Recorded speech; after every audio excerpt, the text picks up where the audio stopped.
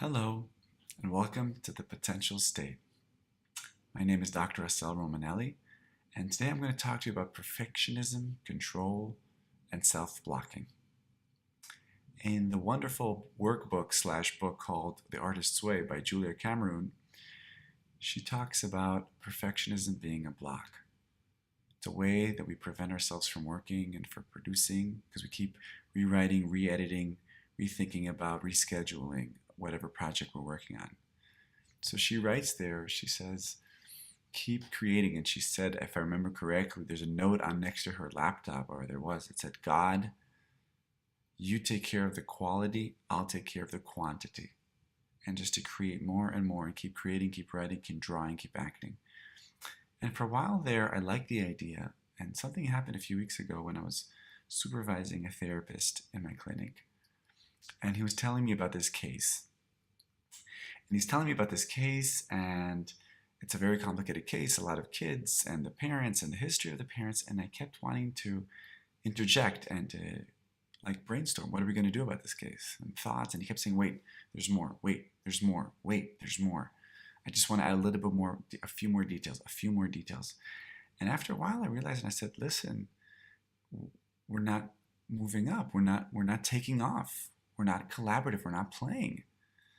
What we realized is for him to give more and more details, right?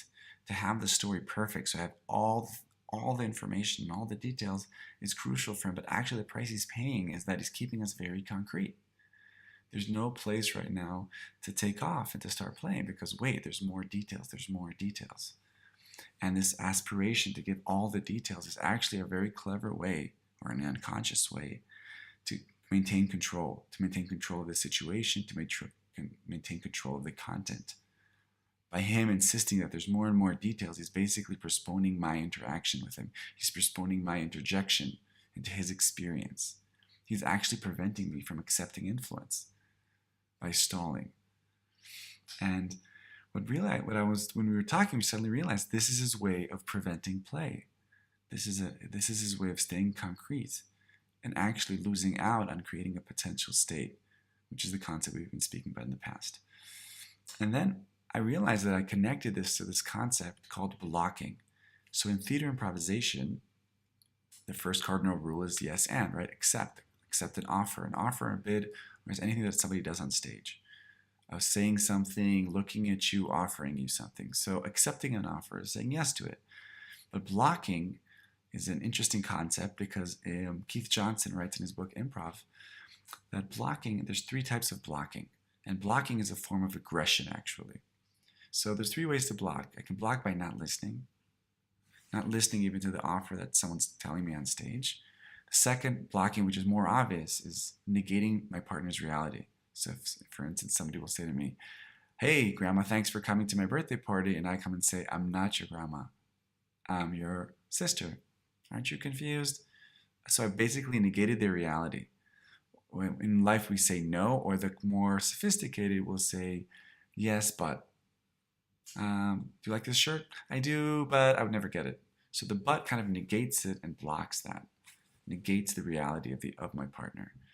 And the third type of blocking, which is very, very familiar to all of us, is stalling action.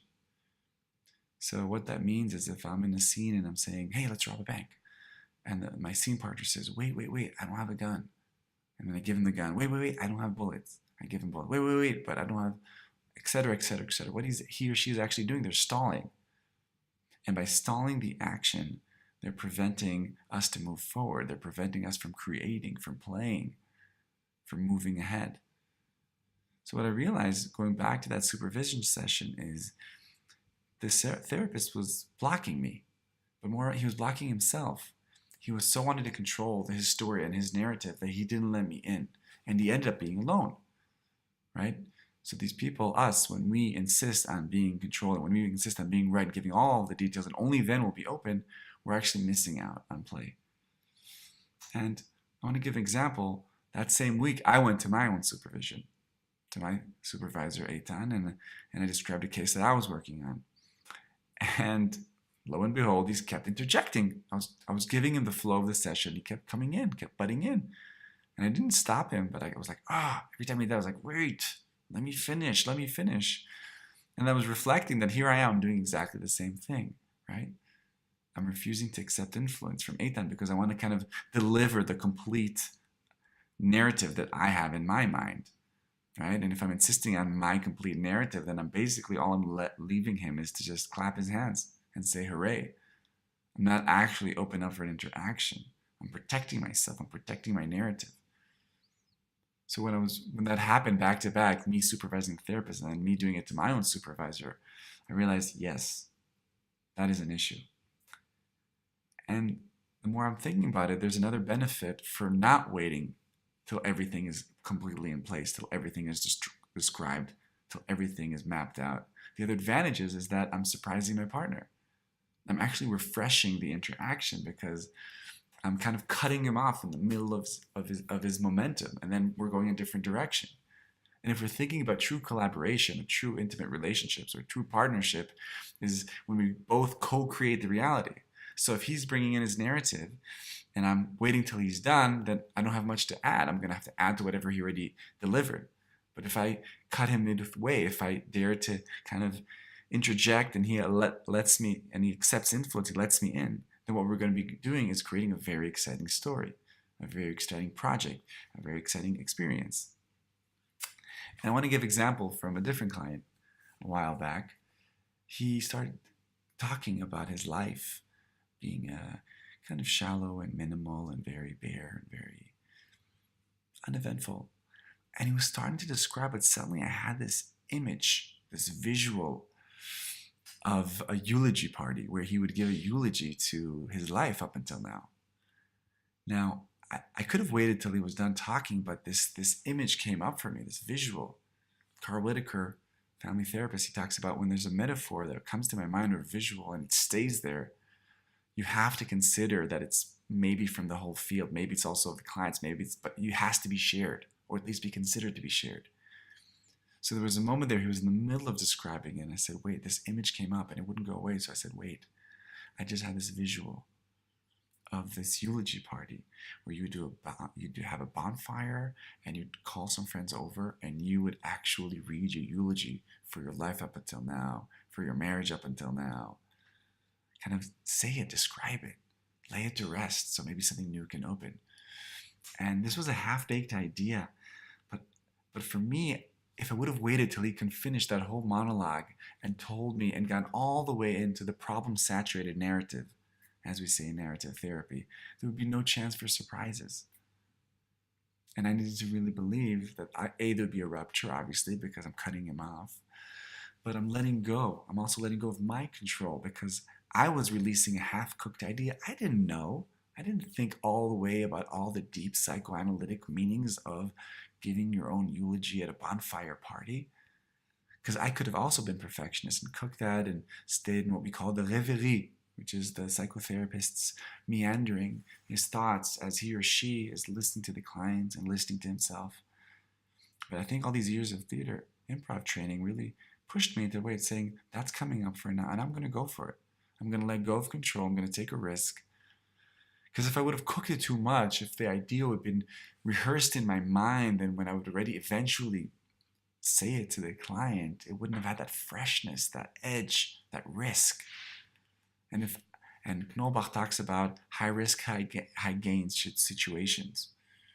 So when you're in a really deep improvisational moment, when you're co-creating it together, there's a high risk and high gain. And those are the moments that at the end of the day stay. Those are the moments that have impact. Those are the moments you're going to remember at the end of the day, week, year, month, interaction, whether it's professional or personal. You remember those high risk, high gain moments. And I want to give another example actually from the theater world. So I conduct playback theater performances, which means my job is to take audience volunteers who come on stage and ask them a few questions about whatever story they want to tell. And then at a certain point, it's my job to deliver that story, like to pass it on to the actors, which will then play it back in an improvisational format. So there's always that question, how much do you ask? When do you know that you have enough information from the storyteller that you can pass it on to the actors? And I think throughout the years, I've realized I need to ask less and less, because in the beginning I used to ask a lot of questions. Where did this happen? And then what happened? And how do you feel about this character? And then what? And what was your backdrop? And what did you learn from this? All these questions. I had to feel like I had to get the 360 degrees of this story to completely understand, so we could faithfully serve this storyteller. But ironically, what I was doing is I was killing any spontaneity of the actors. I was basically spoon-feeding them exactly what this specific storyteller wanted. Now here's the kick, because the storyteller comes to stage, there's a part of him that wants to control the story, but there's a part of him that wants to be surprised. So I realized I need to ask less. And in fact, many times I'll even, toward the end, when I feel the teller is trying to spoon-feed us the bottom line, I'll say, okay, we'll stop here. And we'll take it from here. And this is a huge leap of faith, to be able to stop a storyteller in the middle or toward the end and believe that we don't need more information, that less is more.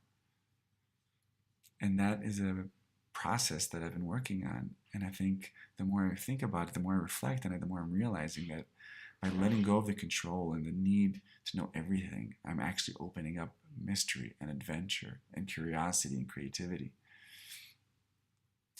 So those were a few examples of perfectionism, control, and self-blocking. And I want to kind of continue with a few tips on what you can do to lower or release yourself or liberate or soften this need for control, perfectionism, or if you can consider it self-blocking. So the first thing is reflect. What would you rather, be right and give the complete picture or know every single thing you're going to say, or be in a play state, in a potential state, in a collaborative space?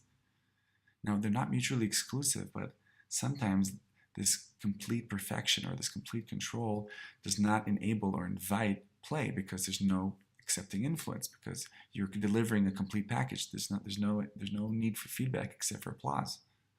So first reflect, what do you want more? Certain situations, of course, I want to be in control. Not every single interaction I want to be in a collaborative, improvised space. So first reflect if that's what you want. Second, tell yourself and choose to believe that you're not perfect and that there are no mistakes. We'll talk about that in a different talk one day, but there's a presupposition in neurolinguistic programming and also in theater improvisation that there are no mistakes. You're only learning, only more information. So believe that you're going to take a risk here. You're going to say something and it might not be perfect, but it's going to, hopefully, there's going to be a high risk, high gain. There's going to be something new, something fresh, something exciting. And then dare to respond, or dare to suggest, or dare to do something when the impulse comes. Even if you don't have all the data, just an image, a visual, a feeling. Dare to do that. And worst case, there's going to be a rupture, and then that can be repaired. Feel the liberty that I can go there, that I can do that I can say that.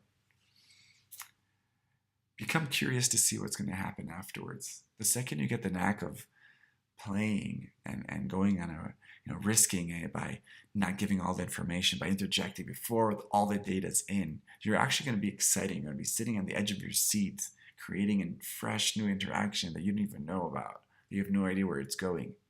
Like the excitement of hearing the words come out of my mouth of this eulogy bonfire party. And as it's coming out, I'm listening to it for the first time. So I'm experiencing, I call this broadcasting live. So I'm broadcasting live, like I'm doing right now, by the way. It's coming out of my mouth, and both me and him are hearing it at the same time. And that's exciting, and that balances out the levels the playing field, because what's happening is we're both experiencing now for the first time together. Kind of erases the hierarchy, and we're both co-creating it together. Like we're giving birth to this project, to this idea, to this conversation, to this brainstorming session together. And I feel like that is something that really excites me. And the second that the partner, the client, my child, my colleague sees that I'm excited because I don't really know where this is going, almost like a form of self-exposure, if you will, then there's much more of an invitation to come join me. Let's do this together. Let's play. Let's see where this goes. This excitement, this adventure. And I guess the last tip I would say is repeat. Do that again and again and again. Whether you're on the side that's delivering and you're insisting that everything will be detailed and described, Or when you're listening to someone and in the moment as you're hearing it, you're getting an image, you're getting a direction, you're getting an impulse. Try that again and again and again. Perhaps try first with relationships you feel safe with, that they can sustain a rupture, but go for it again and again and again. And if, God willing, if you keep doing it like this and you believe and you choose to believe that perfectionism is a block and that play and potential state require some risk and require some impulse and some craziness even. But at the end of the day, that's what's going to allow you and your partner and the other, the colleague, the son, the wife, to accept influence, to meet, to co-create, to not feel alone. And what you're going to be doing, you're going to be enriching your relationships with a sense of vitality, fullness, richness, excited, curiosity. And if you multiply that with a billion other interactions you're going to have, you can slowly turn your life to being more and more exciting. And I think that's a great aspiration. So my name is Dr. Assael Romanelli, and this was The Potential State. I'll see you next time.